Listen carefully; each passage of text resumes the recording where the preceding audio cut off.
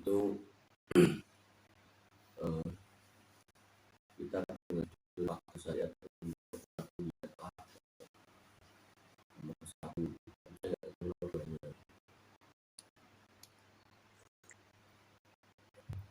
Sini problem tentang desainer kumpulan ini dan tidak jawab.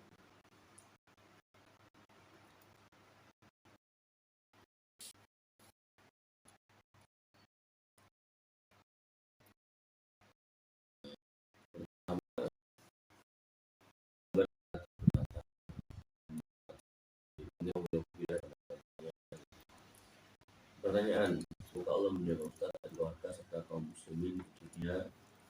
Apakah batasnya dalam menggambar makhluk dalam Islam yang diharamkan? Apakah benda mati yang diberikan mata berupa titik dan mulut tergolong ke dalam gambar yang dilarang? Jawabannya, terima kasih. Bismillah. Sebagaimana disebutkan dalam hadis Rasulullah terkait larangan nyawa. Innalladzina yasma'una hadhihi surah wa adabuna yaumil qiyamah. Sungguh orang bergambar ini akan disiksa pada hari kiamat. Yuqalu lahum ahyu ma khalaqtum. Kepada mereka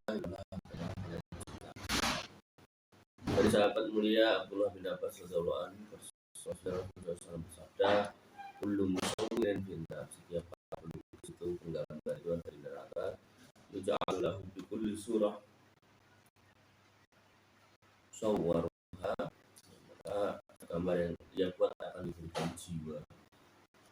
Kemudian sawwaruha nafsun fayu'adzibu fi jahannam, akan menghadapnya di neraka jahannam. Kemudian lalu batasan dalam menggambar seperti apa? Maka bila dihilangkan bentuknya sebesar wajah atau kaki tubuh atau yang lainnya terlalu larangan. Ibnu Qudamah rahimahullah pernah membuat kesimpulan dalam hukum untuk gambar bernyawa. Wa in qata aminhu la yubqil hayawan dahabiha.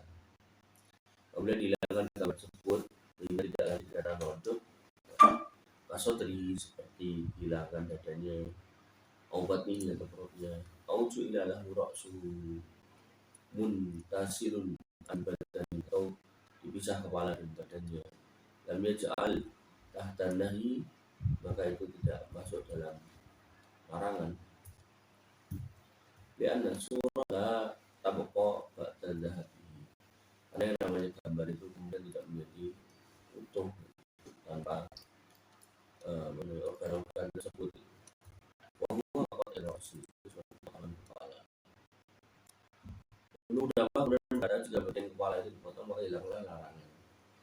Ibnu Abbas berkata, as-surah ar-ra's, gambar itu ya kepala. Kalau idza quti'at ar-ra's, walaysa bisurah. Kalau kepalanya hilang maka itu ya bukan gambar.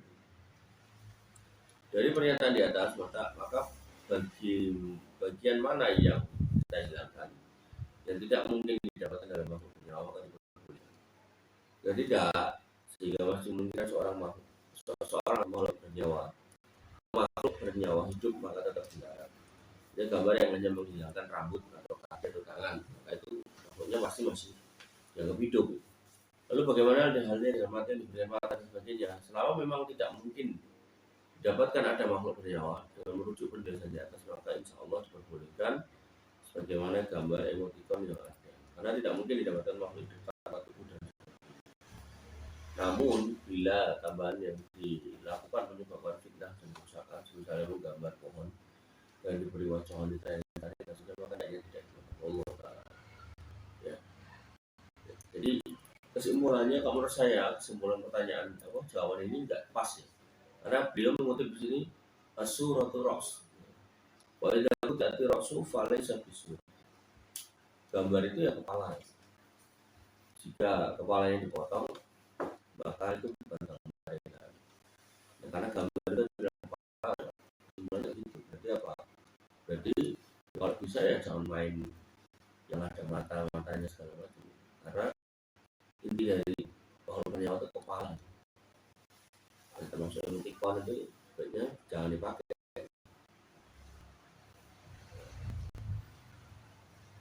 Karena intinya adalah kepala. Intinya kepala. Allah Ta'ala. Kemudian yang kedua, menggambar hewan. Pertanyaan, apakah kupu-kupu, belalang, capung, ulat, keong, cacing, tawon, lebah, atau penyawan? Apakah terlarang menggambar hewan tersebut? Alhamdulillah, termasuk kategori penyawa yang disebutkan yaitu kupu-kupu, belalang, capung, ulat, keong, dan seterusnya. Itu makhluk penyawa, dan oleh karenanya semua ini masuk dalam melarang menggambar makhluk penyawa. Rasulullah melarang seorang menggambar hidup, bahkan perbuatan dosa besar. Beliau sudah bersabda, "Innal ladzina yasna'una hadhihi surah", sesungguhnya yang bikin gambar ini bukan kiamat. Tadi ada pada Allah dikatakan kepada mereka, ahyu ma khalaqtum, hidupkan apa yang telah kamu bikin. Solusi jika ingin kita menggambar, jadi pertanyaannya jelas dikatakan itu gambarnya. Solusi apa? Maka silakan menggambar pemandangan tanpa gambaran makhluk nyawa atau benda-benda mati atau makhluk nyawa yang tidak penting.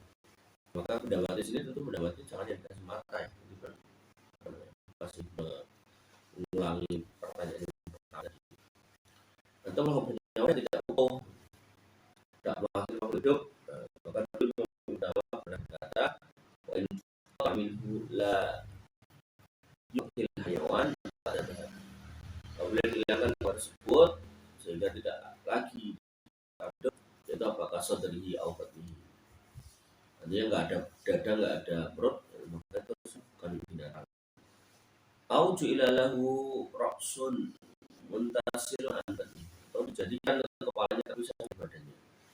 Kemudian dahul tahtan nahi, maka itu tidak masuk dalam kategori larangan. Ya surah la tarqa dan ketika dihilangkan bagian-bagian pentingnya itu masih dianggap seperti binatang. Wahwa kakot irois, sebagaimana dipotongnya kepala. Allah Ta'ala.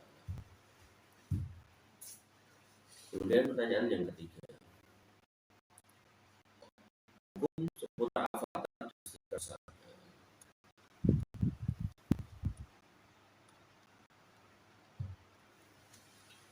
Allah selalu menjaga antum.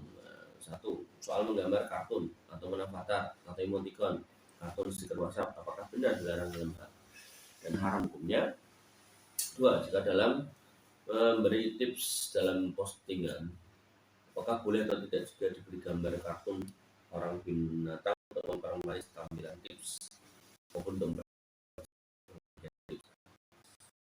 Alhamdulillah, la haula wala quwwata illa billah. Salatu wassalamu ala rasulillah. Itu menggambar avatar atau bentuk tubuh manusia atau gambar penyawa lainnya terlarang dalam Islam, dan hal ini berlaku sampai hari kiamat. Tidak ada dalil yang menghapus larangannya dan palingkan dari asal hukumnya.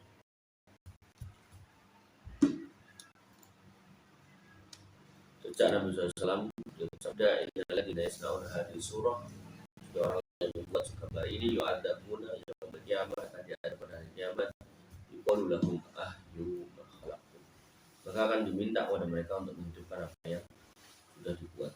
Maka bahaya gambar makhluk nyawa menggambarnya itu perkaranya karena bukan karena zaman ini modern, tidak mungkin lagi menggambar itu akan disembah, dijadikan jimat atau keyakinan tertentu terhadap sebuah gambar. Fakta di lapangan membantah sebuah anggapan semu itu. Banyak orang yang menggantung gambar seorang yang paling di rumahnya, ke rumahnya membawa mereka simpan di dalam dompet atau tempat penyimpanan uang seperti pengaruh cadangan, dan dapat melipat gandakan uang dan penghormatan lainnya hanya sebuah gambar untuk hanya sebuah gambar khusus, misalkan memiliki sifat mistis dan semisalnya. Maka lihatlah gambar-gambar itu yang telah dilukis sejak masa silam, akan menjadi barang mahal melampaui harga sebuah rumah mewah, dan banyak orang fakir miskin yang membutuhkan uluran tangan. Semuanya dikeluarkan hanya untuk hal yang sia-sia. Alasnya klasik, ini adalah seni. Perhatikanlah mereka yang saling mengejek berbangga diri dengan gambar-gambar avatar yang dipunyai atau melecehkan orang lain dengan gambar emoticon tertentu. Semua ini adalah mudarat dan bahaya yang sudah diingatkan dan nanti akan jauh oleh setiap muslim. Maka tidaklah datang satu larangan dalam sejarah Islam melainkan memiliki hikmah yang agung agar kaum muslimin menjauhinya, karena akan mendatangkan petaka dan mara bahaya baik secara langsung maupun tidak, dan Allah Azza wa Jalla yang maha tinggi dan maha bijaksana lebih mengetahui perkara yang bermanfaat dan maslahat bagi hambanya. Maka dari sahabat Abdullah bin Abbas radhiyallahu anhu, Rasulullah pernah bersabda, kullu musawwirin finnar, setiap pelukis penggambar ada atau akan masuk neraka. Yuj'alu lahu bi kulli suratin sawwaraha nafsun wa yu'adzibu fi jahannam. Maka semua yang pernah dibuat akan dikasih jiwa nyawa dan mereka akan dihidupkan untuk menghadap yang membuat dulu di dunia. Ya, sedangkan posisi mereka di neraka.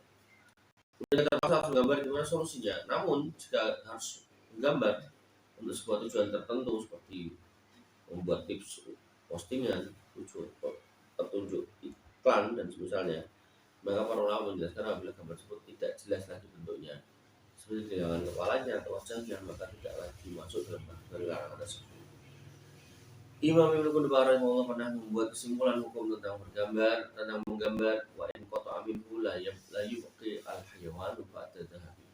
Apabila dihilangkan dari gambar tersebut sehingga tidak lagi dikatakan makhluk hidup, kasodri ya obati seperti dada atau perutnya, aujuila lahu ra'sun, atau dijadikan buatnya kepala, muntasirun an badanihi, yang kemudian terpisah dari badannya, lam yadkhul tahtan nahi, maka itu tidak masuk dalam kategori larangan. Di anna surah la tabqa ba'da dhahabi, karena yang namanya gambar itu tidak bisa dikatakan gambar ketika bagian kepala tadi dihilangkan, dada perutnya dihilangkan. Fahuwa kaqat irros, seperti memotong kepalanya. Wallahu ta'ala.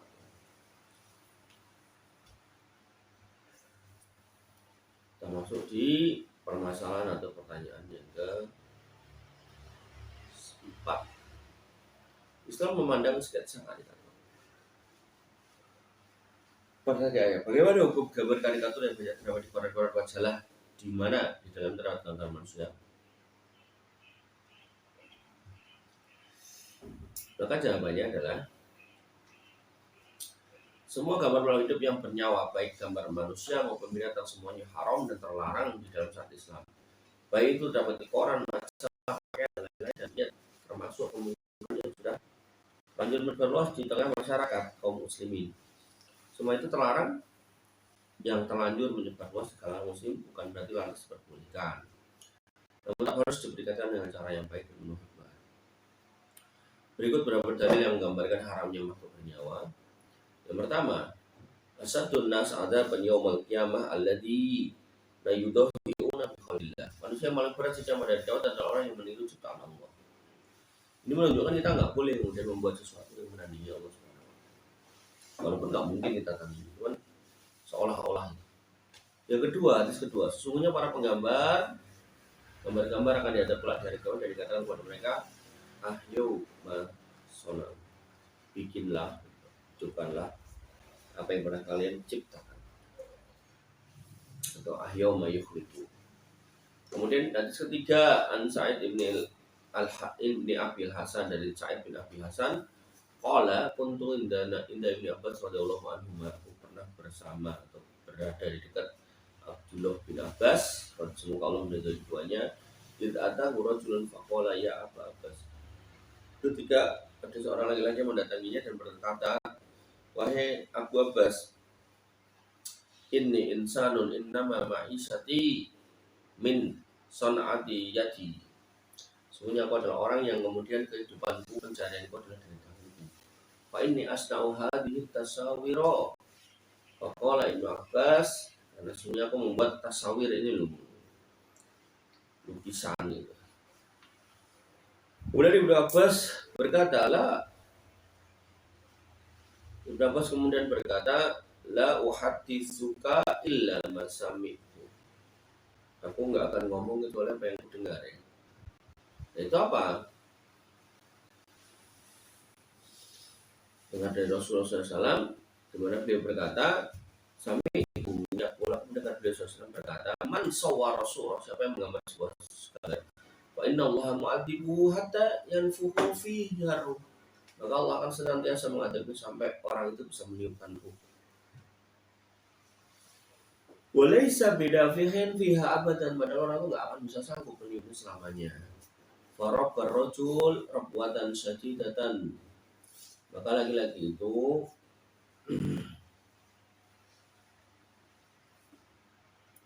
ketakutan dengan kondisi yang teramat sangat.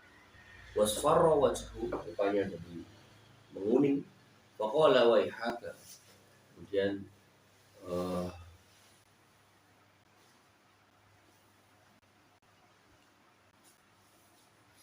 kemudian dia berkata,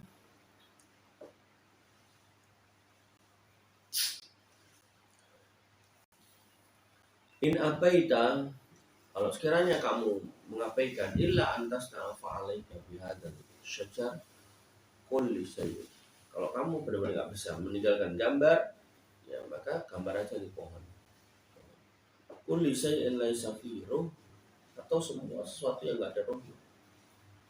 Qala Abdullah sami'a Sa'id ibn Abi Ghurubah min Nadr ibn Anas hadzal wahid, tentang apa namanya sanadnya, gambarlah ilmu permohonan dan sebagainya. Maka semua gambar makhluk hidup ini haram berdasarkan dalil di atas, dan masih banyak dalil yang lainnya. Sampai efek buruk kelak di akhirat, ternyata gambar-gambar juga menimbulkan efek buruk di dunia berupa tidak masuknya kembali malaikat rahmat dalam rumah yang terdapat gambar. Nabi SAW bersabda, la tadkhulul malaikatu baitan fihi kalb wala suratan tamasil. Maksudnya para malaikat tidak akan mau masuk dalam rumah yang ada anjing dan juga gambar serta patung.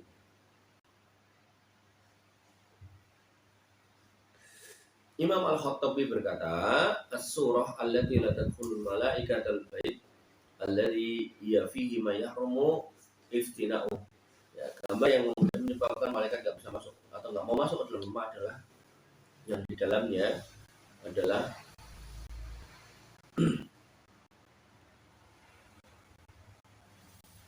yahrumu iftina'u, yang kemudian diharamkan oleh syariat, wa huwa ma yakunu minas surah allati fiha ruh, yaitu surah gambar yang dalamnya ada ruh, mimma lam yaqta ra'sa, dari gambar yang tidak dipotong kepalanya.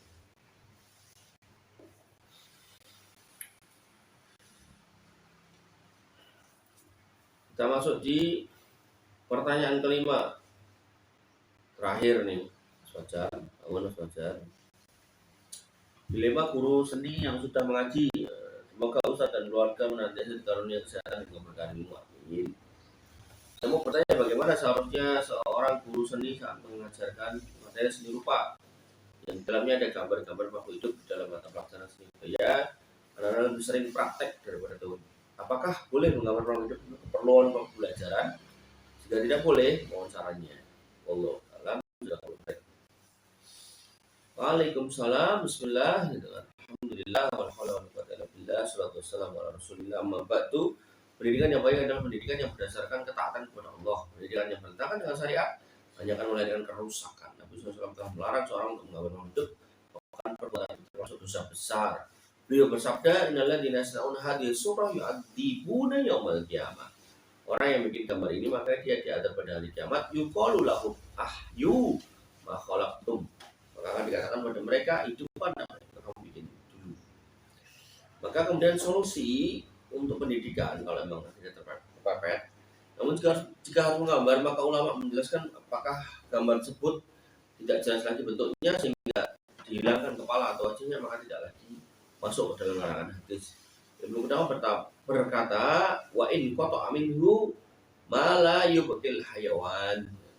Apabila dihilangkan gambar tersebut, sehingga tidak lagi dikatakan makhluk bernyawa.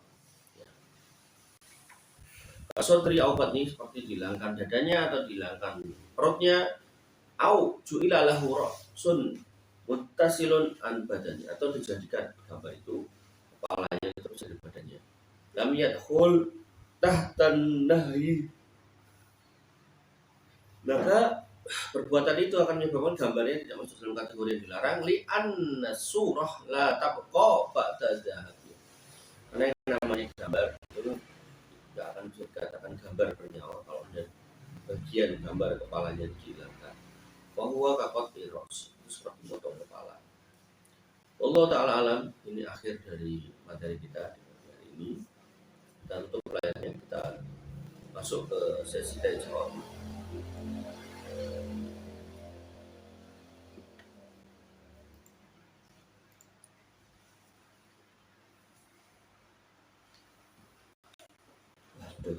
Tuh, ada beberapa pertanyaan menyangkut akad mudharabah.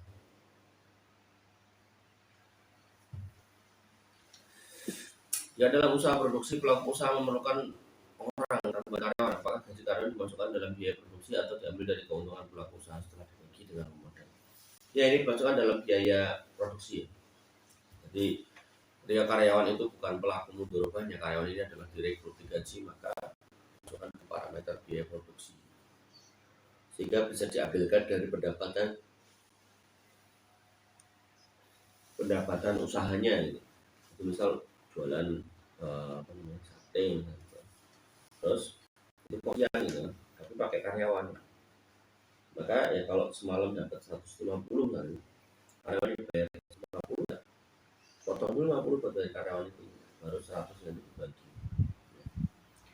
Allah Ta'ala.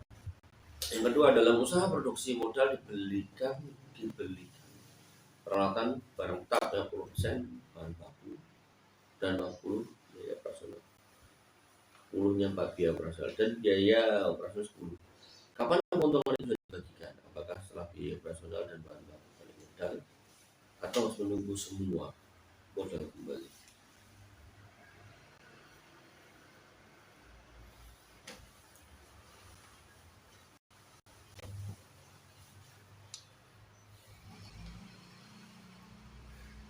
Maka ini tergantung kesepakatannya. Kalau kemudian kesepakatannya ya semua barang ini milik pemodal, maka ya tidak digunakan dasar sebagai penghitungan peralatan, tapi lebih ke arah biaya-biaya operasional sama biaya untuk beli bahan baku. Ini yang kemudian masuk dalam kategori modal yang diperhitungkan. Allah Ta'ala. Dan apakah kan mudharabah ini ada durasi waktunya? Ada ya, bisa ditetapkan. Kita sepakati setahun. Tapi yang nggak usah diterapkan adalah kemudian ketika kamu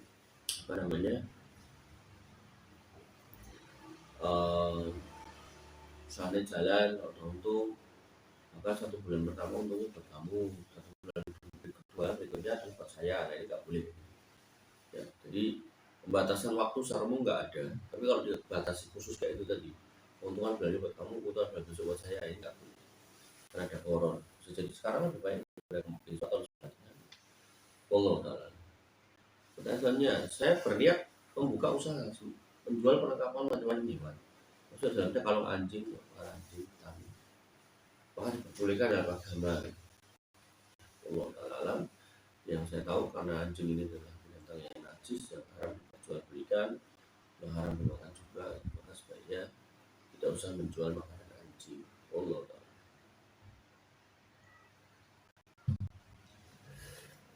Dan apakah biaya dihalakan? Dengar kawan kalau dulu Nabi SAW pernah didengar makanan seperti keju, mentega, biawak, dia hanya makan keju dan mentega. Beliau tidak makan biawak, tapi tidak menyingkirkan dan asumsi bahwa tidak suka dan tidak. Tolong jelaskan kebenaran yang sebenarnya. Nah, Allah Ta'ala terkait biawak itu memang secara sifat biawaknya itu berbeda dengan dog. Nah, yang ditanyakan ini adalah dog. Artinya pada kasus Nabi SAW yang terjadi adalah bukan biawak seperti yang kita miliki sekarang, tapi itu adalah dog. Kenapa? Karena biawak yang sekarang ini itu kan makan bangkai gitu, makan binatang lain yang mati. Maka kalau kadal burun atau dog itu makannya sayur, makanya tanaman. Nah, sehingga ini menyebabkan bahasanya biawak tidak sama dengan dog. Kalau dog memang Nabi SAW membiarkan, tapi Nabi nggak makan. Nah, kalau biawak jelas haram, karena ini hampir mirip kayak ular itu. Maka sekarang pertanyaannya, binatang apa yang mirip dengan biawak itu yang kemudian menjadi sifat yang menjadi halal atau boleh dimakan, samping dengan burung, maka yang mirip atau mendekati dengan dog itu adalah iguana, bukan biawak. Kalau biawak jelas beda sifatnya. Allah Ta'ala. Pertanyaan selanjutnya, bagaimana hukum menggunakan filter menghiasi wajah atau merubah wajah di Instagram maupun tidak? Sebaiknya dihindari karena filter segala macam itu menipu orang. Dengan orang Islam itu tidak boleh menyakiti atau menipu orang lain. Jadi sebaiknya dihindari penggunaan segala macam filter dan seterusnya. Allah Ta'ala. Pertanyaan selanjutnya, mau tanya, misalnya kita punya tetangga non-muslim yang teranjing bersertifikat, lalu suatu hari ada seorang yang bertanya alamat tetangga kita tadi untuk beli anjing, bagaimana hukumnya kita memberitahu alamat tetangga tersebut? Ya, mandala ala khairin karena lalu misal ajri. Siapa yang menunjuki jalan pada yang baik maka dia dapat pahalanya. Tapi dalam hati yang lain, siapa yang menunjuk yang buruk dia dapat dosa. Maka dalam hal ini, ya, kita nggak usah menjawab pertanyaan orang. Biarkan dia jadi ketemu atau nggak ketemu. Ya. Kalau perlu kita kasih tahu, kita dudukin. Mau ngapain Pak? Udah anjing. Sini aja kamu, sini aja nggak makan anjing itu. Karena kemarin ada yang mati karena rabies. Ya. Tapi ini benar, kasus benar. Ya, biar kan takut gitu. Gampang-gampang gitu, maka binatang buas. Sehingga apa? Jangan ditunjukkan gitu. Bisa ditunjukkan dengan yang lainnya. Kemudian bisa dikasih tahu yang lainnya. Wallahu ta'ala alam. Ini adalah akhir dari ajar kita pada pagi hari ini. Gak ada lagi kan? Ada ya? Masih kok? Gak ada. Wanifidin azan ya Allah wa yakum. Sahabat ini. Aduh, silang. Malah tutup salam. Oh. Wanifidin azan ya Allah wa yakum. Mohon maaf yang dari Zoom sudah tutup layarnya. Maka terakhir izinkan saya menutup majelis kita ini dengan ucapan subhanallah wa bihamdika asyhadu an la ilaha illa anta